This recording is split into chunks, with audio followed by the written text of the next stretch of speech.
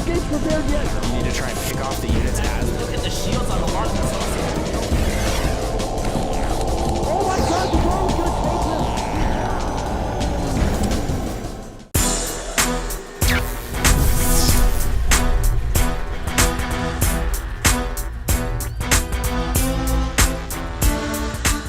Hello everybody and welcome back. We have some more round one winners bracket action from the IPL season 2, and we have a great game for you guys. This is going to be between Imba Strelok, or Imba FXO Strelok, and Rain KiWiKaKi. Yes, KiWiKaKi is no longer a member of Root. The map is going to be Zelnaga Caverns. KiWiKaKi spawning as our yellow Protoss in the bottom position, and Strelok spawning as our blue Terran in the top position. So this new team has formed. The team is called Rain, KiWiKaKi, Spades, I believe Slush. Yeah, Faith. And Phoenix Wera as well. So, okay, so they got a pretty good squad, and they are actually going to be based here near our local offices in San Francisco. Yep, absolutely. And, you know, you guys are probably watching this a few weeks after this is casted as well, so we're not really sure what the development will be whenever this cast does actually hit. But that's what we know right now. Yeah, at the time of the cast, this did just recently happen. Big shakeup. About half the players went to Rain, about half the players went to Complexity. So we'll see what they do. Looks like KiWiKaKi actually opening Assimilator first.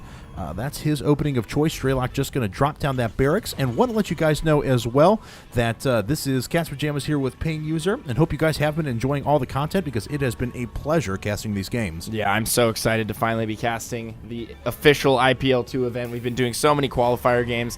Now it is time for the real deal, and I hope you guys are as excited as we are, especially for this matchup. And back to the whole hubbub about the Root Rain thing.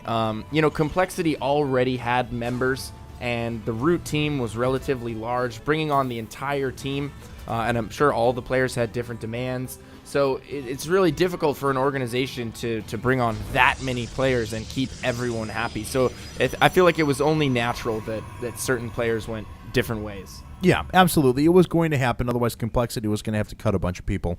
And that may, who knows, maybe by the time that this has gone out, that has happened. But as of, June 16th, it is not. So let's see here. Looks like Strelok is going to drop down that telltale wall there at the front with the supply depots. Loves throwing a bunker in there, or throws down a supply depot if he's feeling a little bit more randy. Does have a tech lab coming up now on that barracks to start. KiWiKaKi, on the other hand, does have his cybernetics core. I don't understand why every player does not do this. I started doing this every time I played TVP. It is so essential. That early game pressure from a Protoss, you get that nice arc, and players who use the barracks to block in between those two supply depots, I don't really understand that either. The butt end of the barracks, or the end that's facing into your main, ends up pushing all of your units out of such a key position when you can hold that really nice arc at the top of the ramp.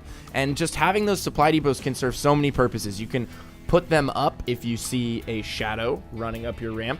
Yep. You can put them up if you see some wayward zealots trying to sneak up your ramp. I mean, it just serves so many purposes. And here we have a Reaper heading out for Strelok. He's going to try and get some early scouting info. And if you notice, KiWiKaKi, one of those amazing Protoss players that also does the same thing with his base. He has his cybernetics core blocking off the back. He has the pylon and the gateway blocking off between the assimilator, and the two pylons blocking on the other side. It comes down to you have to put your buildings down somewhere. I know that sounds stupid, but a lot of people will just sit there and they just throw them down. Their buildings down. Okay, well, I need a gateway. Let's just put a gateway down. You know, I need a cybernetics core. Let's put it down. KiWiKaKi, the kind of player who's going to sit there and actually make those worth his time. Put them somewhere where they're useful. Looks like this Reaper is going to be driven off, not going to be able to get any kills or anything like that. And here we go. It just makes drops that much less effective. It gives them that much more mobility as pylons in the back so we can warp units back there. If you're going to do something with your structures, you might as well put them in a useful spot. Yeah, absolutely. You should really critically think about everywhere you're putting every structure. Not only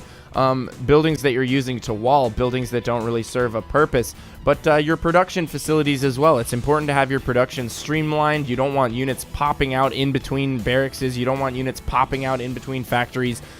It's actually really important. And here Strelok has a relatively logical setup here. His units are going to stream out towards the front. He's adding he's adding a factory now. Okay, so he is going to do a 3 racks build.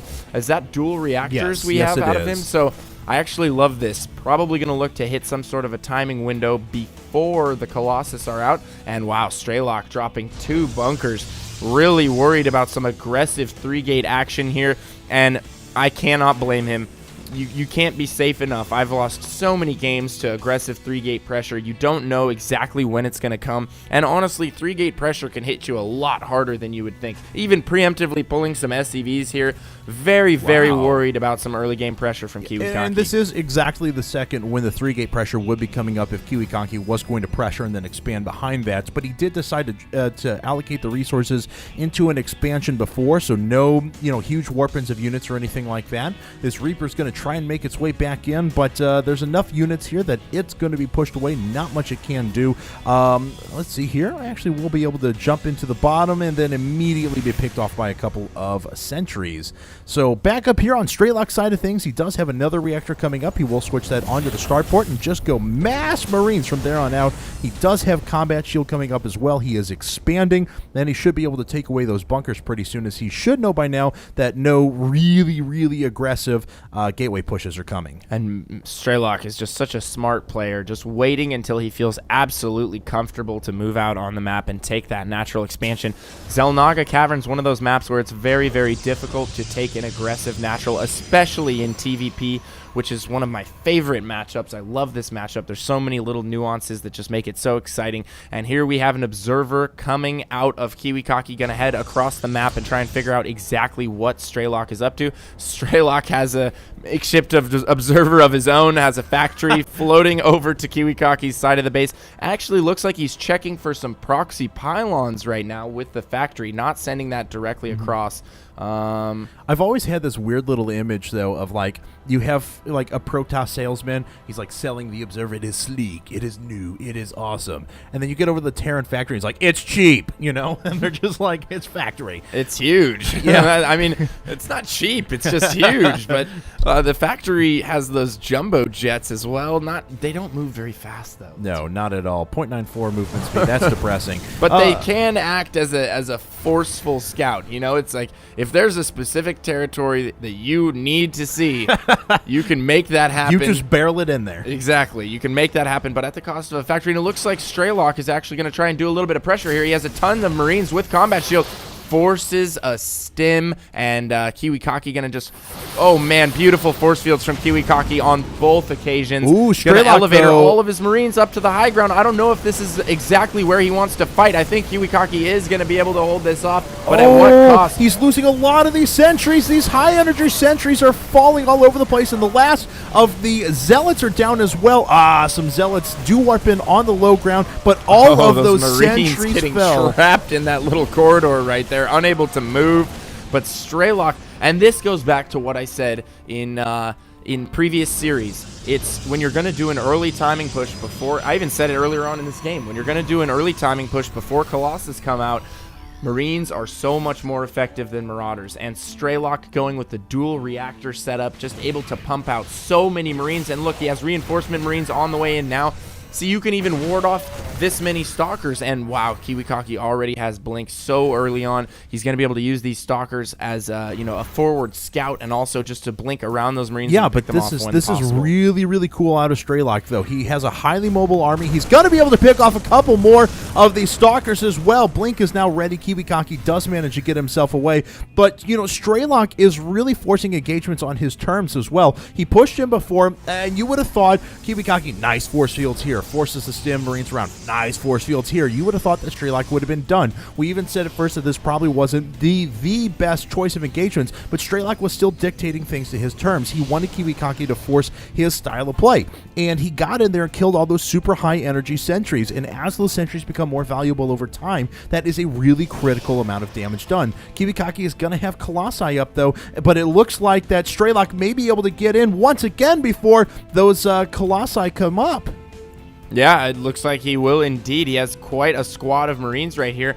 Maybe going to stim in once more. Looks like he's going to wait for a little bit more reinforcements here, but Marines are actually great against Stalkers. They are so effective, but we do have a Colossus out on the field now, and that is going to make things very difficult for Strelok. Strelok spreading out his units beautifully right there. Going to be able to take out so many Stalkers here, just absolutely wrecking right now. Going to maybe kill this Colossus. No, it looks like the Colossus. Oh my goodness. Oh, down to 17. Oh my God. So Strelok does kill that one Colossus. So important at this stage in the game. That is the first Colossus. And with Protoss, you want to continually build up units throughout the game. You want to build on that central squad. And Strelok has killed all of those high-value units. So many Stalkers going down, Colossus going down. Keep in mind, he is trading off Marines right now. Exactly. Yeah, and you know, what is the cost? What, 350, 250 or something like the 300, 200, I'm sorry, for a Colossus. So that's the equivalent resource cost of 6 plus 4, 10 Marines. 10 Marines. And certainly Strelok was trading more cost-effective at that with the amount of Stalkers he killed as well. So Strelok has been in control of this entire game. He's forcing engagements on his terms. He's outproducing his opponent. He's out macroing his opponent. KiWiKaKi, even though he was playing intelligently at the early part of the game, he is just falling prey to this super mobile army out of Strelok. This is just fun to watch. This has been a fun game as a spectator. I just love the new style with the heavy Marines. Strelok looking so sharp right now. This is just really impressive, and I think he's totally catching KiWiKaKi off guard with this new style of play. The early Marines, the early combat shield, it's just absolutely throwing him off his game. He's used to just building up that gateway army, slowly transitioning into Colossus, and honestly, to deal with this, you're probably going to need much quicker Colossus, and I don't think he knew that it was coming, and now he's going to be pressured at two places at once. We have a drop going on at the main. We have pressure coming in at the third, and this pressure at the third and the drop at the main is going to force KiWiKaKi into a situation where he's not going to be mining for quite some time, and he's going to be forced to pull back here. Strelok just delaying with this attack, essentially. And KiWiKaKi wasn't actually targeting those Vikings for so long, so they got to kill almost for free. Strelok does back away, but look at these Marines cleaning up all of these Stalkers that are sitting over at the main, and it looks like Strelok may even be able to go ahead and take down this Nexus down into its health now. Looks like Strelok is going to be forced to stim once again, be able to take out these Stalkers. Is not quite going to do so. Oh, actually does manage to get one. Two! Wow, we got a second Stalker kill there as well. So KiWiKaKi not watching his control maybe as well as he should. Strelok going to pick this moment to move right back in, knowing that that Colossus was quite far away.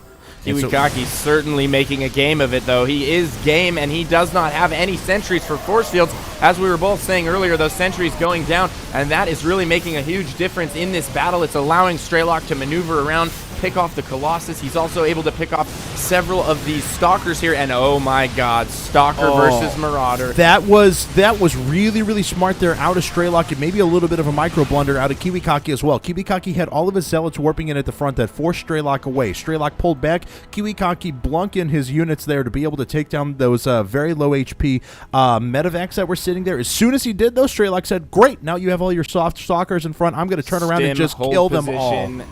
Attack.